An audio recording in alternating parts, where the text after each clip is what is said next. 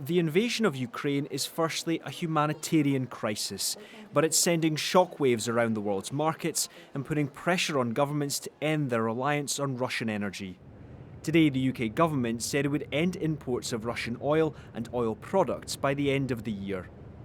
I've decided with the Prime Minister to have a phased approach to the elimination, because clearly if we'd announced a ban immediately, that would have had a really serious impact on prices. I think this phased approach strikes a good balance between eliminating reliance on Russian oil, but also allowing people time and people in the market to adapt to the new situation. It follows a similar move made by the US as the West looks to hit Russia where it hurts, their energy-based economy.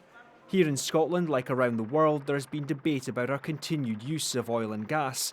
Before this afternoon's announcement, the Energy Secretary said moving faster to greener energy is vital. The answer to the member's question is to step up the decarbonisation of our energy systems, just in the way in which Germany are proposing to do it by bringing forward a target by some 15 years, just by the way in which the Dutch Prime Minister set out yesterday when he was in London, sharing a platform with Boris Johnson. The answer to this is to decarbonise at a faster rate.